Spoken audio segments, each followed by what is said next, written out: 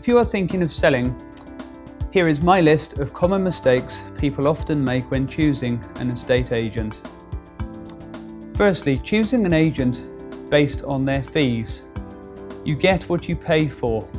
Successfully selling a property and seeing it through to completion takes skill, knowledge, professionalism, and expensive resources. A motivated, hard-working agent who acts in your best interest, who knows they will be fairly rewarded for their efforts, is a great asset. Choosing an agent because they are cheap can often prove a costly mistake. Before choosing an agent to give you advice on selling your property, do your homework. You do not want to be dealing with an agent that present their properties badly. Look at how agents present other properties they have on the market. Are their photographs good? Are they current and in season? Do they have relevant information about their properties like council tax banding, local schools and amenities? Do their properties have floor plans? Another mistake people make sometimes are choosing an agent based on a high valuation. It's a common trick to flatter you with a high valuation of your property in order to win your business. Beware. It is extremely important to get the asking price of your property right when it first goes on the market. A good agent will do lots of homework about where your property sits in the local market and will leave this evidence with you. Also, pricing it high to allow for offers or falling into the let's just try £20,000 more trap will price your property out of the market and result in later price reductions. Thinking you can always reduce the price later is a mistake, and by then your property has missed the initial interest a new property gets when it comes on the market and becomes stale. Another mistake is using an unqualified agent or unregulated agent. In the UK, you don't need any qualifications to call yourself an estate agent, so be careful. Make sure your agent is qualified to do the job. Good agents hold NFOP, National Federation of Property Professionals, qualifications and are members of NAEA, National Association of Estate Agents. Would you use an unqualified solicitor or accountant? So why would you use an unqualified estate agent? Also, avoid using an agent that asks you to sign a lengthy sole agency agreement. If you are not happy with their service after a few weeks, then you are stuck for the length of the agreement.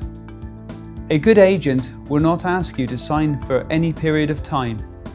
They will want you to stay with them because you are delighted with their service, not because you are contractually obliged to do so.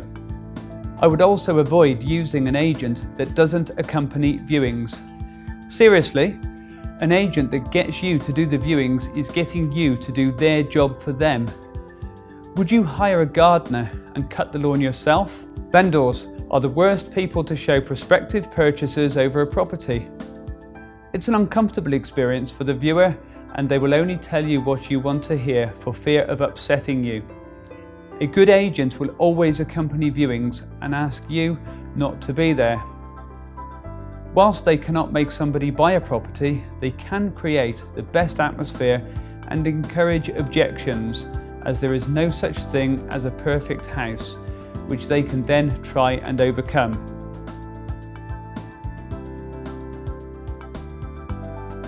Please avoid an agent who doesn't advertise on all major property portals. The majority of house hunters now use property portals such as Rightmove, Zoopla, Prime Location and Find a Property. Very few people now seriously search for properties by looking in the local newspaper.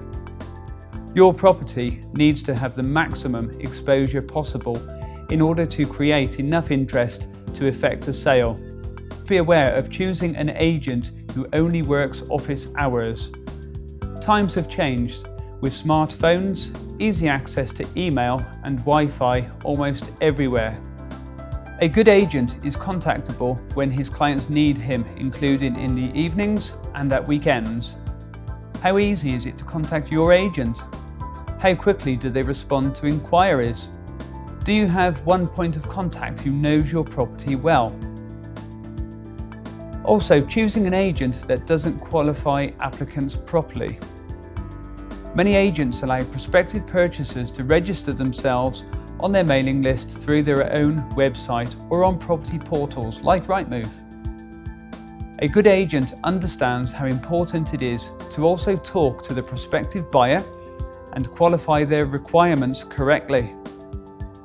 So in summary, choose an agent that does the basics very well, one that gets the price right from the start, doesn't get you to sign a long agreement, advises you on presentation, presents your property well with good photos, floor plans and a good description, accompanies all viewings, gives you regular feedback and doesn't allow your property to go stale on the market. If you are thinking of selling or would like further advice on property, please do not hesitate to contact me.